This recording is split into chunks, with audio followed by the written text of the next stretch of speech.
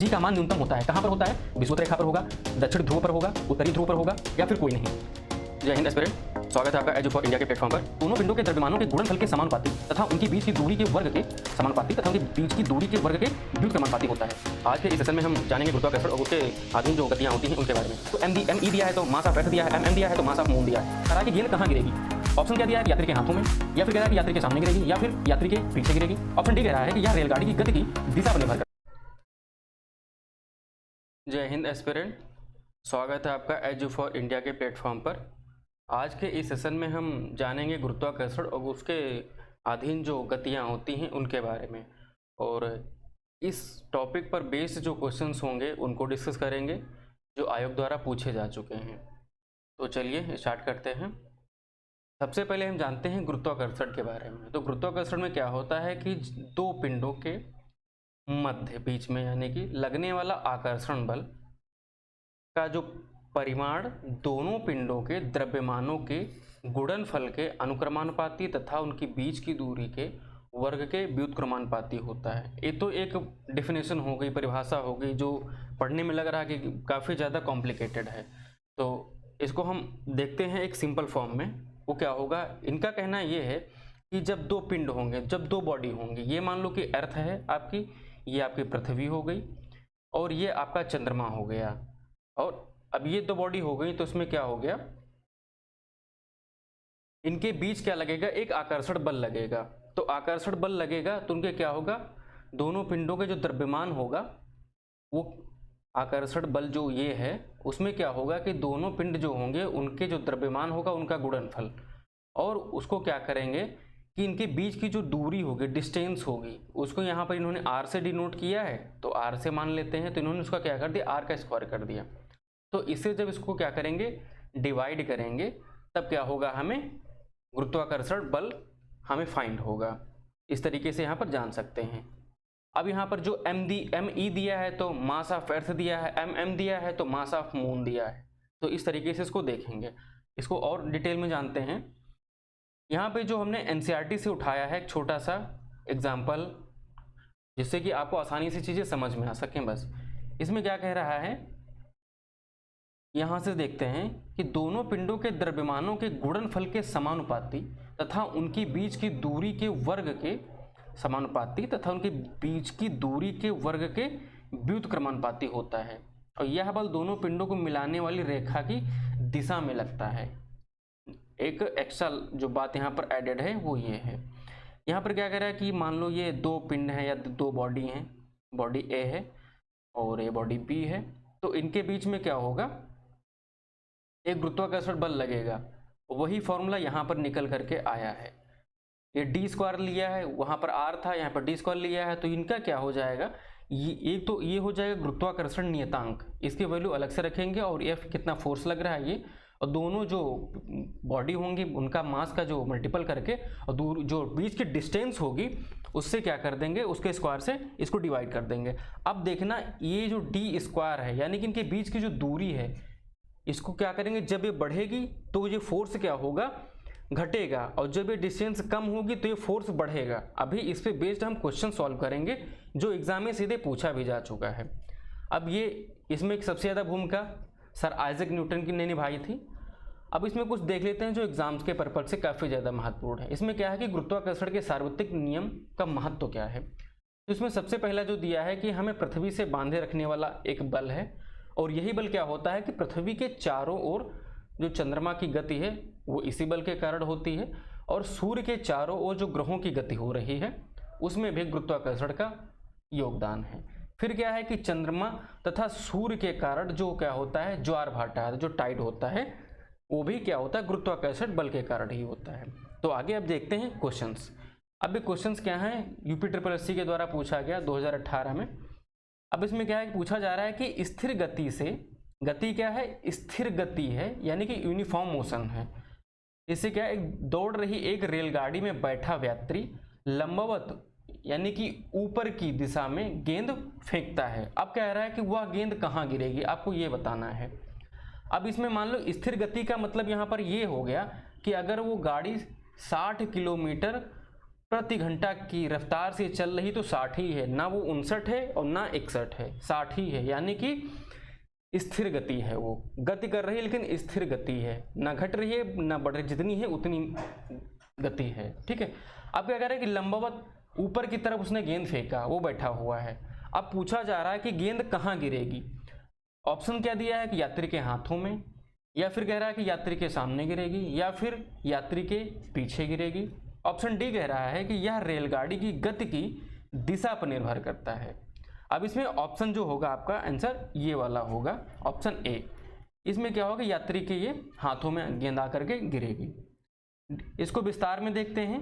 इसमें क्या है कि स्थिर गति से दौड़ रही एक गाड़ी में बैठा व्यक्ति या फिर यात्री लंबवत यानी कि ऊपर की दिशा में जब क्या करेगा, गेंद फेंकता है, तो यह गेंद उस यात्री के हाथ में ही आकर के गिरेगी। इसको आपको याद रखना है।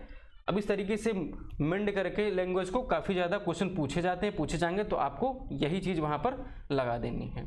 आगे देखते हैं कि जी का मान, यहाँ पर जी है, जी का मान न्यूनतम होता है, कहाँ पर होता है, विषुवत रेखा पर होगा, दक्षिण ध्रुव पर होगा, उत्तरी ध्रुव पर होगा, या फिर कोई नहीं। इसमें क्या होगा, जी का मान विषुवत रेखा पर क्या होगा, सबसे कम होगा। विषुवत रेखा पर क्या होगा, सबसे कम होगा, यानी कि न्यूनतम होगा। क्यों होगा, अब मान लो कि ये अर्थ है, ठीक है, हमने क्या कहा था कि जो दो बॉडी हैं, अब मान लो यहाँ पर कोई आदमी खड़ा हुआ है, अब ये मान लो कि यहाँ पर एक पोल है, दो पोल है, नॉर्थ और साउथ पोल है।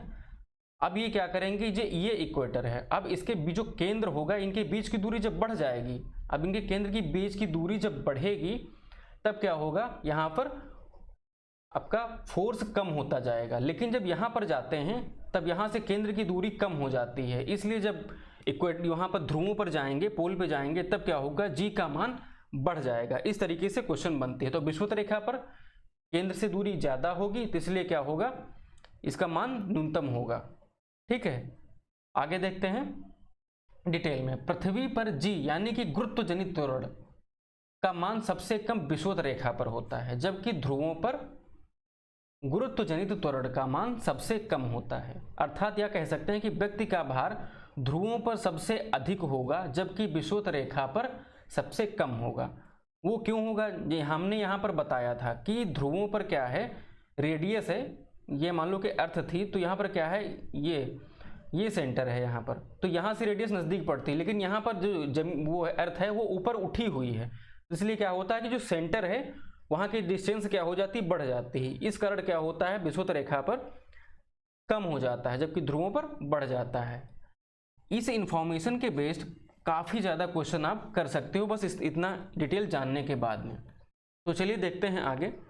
इसमें क्या दिया है कि एक पिंड का अधिकतम भार निम्नलिखित में से किस में होगा, वायु में होगा, जल में होगा, हाइड्रोजन में होगा, या फिर नाइट्रोजन में होगा। ये पीसीएस मेंस 2017 में क्वेश्चन पूछा गया था। अब कोई बॉडी है, कोई मान लो एक पिंड है, गेंद है, ठीक है, या पत्थर है, कुछ भी है, ये कहा जा रहा है कि इसका जो अधिकतम भार, मैक्सिमम भार किस में होगा, वायु, जल, हाइड्रोजन, नाइट्रोजन। तो इसमें क्या होगा, ऑप्शन नंबर जो आपका सी है, यानी कि हाइड्रोजन में होगा। आपका हाइड्रोजन में सबसे अधिकतम भार होगा। क्यों होगा, देखते हैं डिटेल में। इसमें कह रहा है कि किसी पिंड का द्रव्यमान सदैव क्या होता है, नियत रहता है। द्रव्यमान क्या हो जाता है, मास जिसको आप कहते हो, और उसका भार घटता बढ़ता है। क्यों, क्योंकि उसका भार दो चीजों पर निर्भर करता है।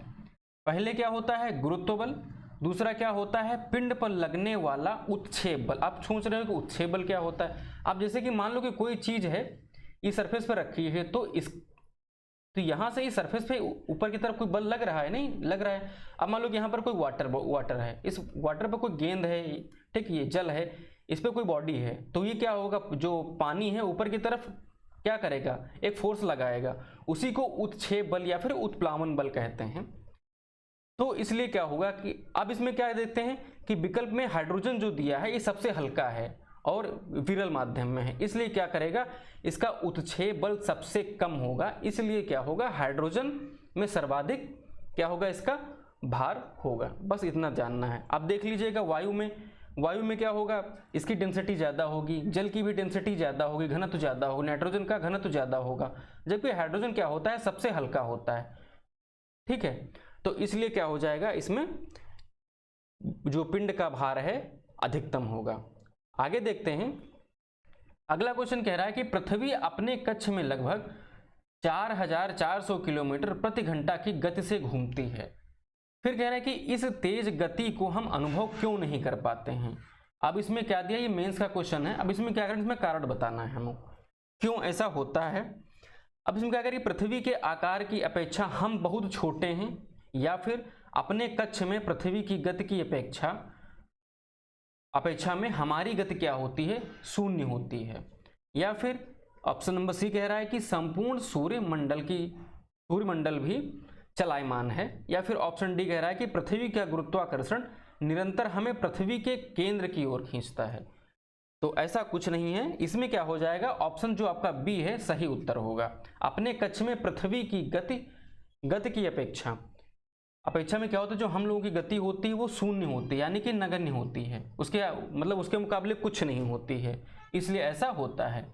हम पृथ्वी की घूर्णन गति का अनुभव नहीं करते हैं, क्योंकि अपने कक्ष में पृथ्वी की गति की अपेक्षा हमारी गति शून्य होती है। आगे देखते हैं क्वेश्चन। इसमें कह रहा है कि कृत्रिम उपग्रह पृथ्वी से सुस्पष्ट तरीके से क्या ट्रैक किया जा सकता है, यानी बहुत अच्छे से उसको क्या करते हैं, ट्रैक कर लेते हैं। तो ऐसा कैसे कर पाते हैं, ऐसा इसलिए होता है डॉपलर प्रभाव के द्वारा होता है, या सोनार द्वारा होता है, या रडार द्वारा होता है, या फिर पल्सर द्वारा होता है। तो इसमें देखते हैं आंसर क्या होगा आपका। कृत्रिम उपग्रह जो है और डॉपलर जो इफेक्ट होता है, यानी कि ऑप्शन नंबर ए, इसके द्वारा हम क्या करते हैं, क्लियरली उसको ट्रैक कर पाते हैं। अब इसमें देखते हैं डिटेल में। कृत्रिम उपग्रह जो होता है, जो सैटेलाइट जो मानव के द्वारा जो रॉकेट लॉन्चर होता है उससे जो लॉन्च किया जाता है, वो कृत्रिम उपग्रह, उसकी बात की जा रही है। तो पृथ्वी से डॉपलर ट्रैकिंग द्वारा सुस्पष्टता से ट्रैक किया जा सकता है, और यह ट्रैकिंग ट्रांसमीटर व रिसीवर के द्वारा की जा सकती है। अब मान लो यहाँ पर कोई ये सैटेलाइट है, तो अब इसको यहाँ से अर्थ से क्या कर रहे हैं, ट्रैक कर रहे हैं। तो पहले क्या करेंगे, यहाँ से क्या करेंगे, ट्रांसमिट करेंगे, फिर कोई एक सिग्नल आएगा, उसको क्या करेंगे, एक दूसरी जगह पर रिसीव कर लेंगे। ठीक है, तो ये हो जाएगा ट्रांसमीटर, ये हो जाएगा रिसीवर। तो इस तरीके से क्या करेंगे, इसको ट्रैक करते हैं, और ये क्या कहलाता है, डॉपलर इफेक्ट कहलाता है, डॉपलर प्रभाव कहलाता है। डॉपलर प्रभाव की मदद से सुस्पष्टता से यह ट्रैकिंग संभव हो पाती है, जैसा कि आप यहाँ पर देख पा रहे हो। आगे देखते हैं। अगला क्वेश्चन कह रहा है कि चंद्रमा पर वायुमंडल नहीं होने का कारण क्या है।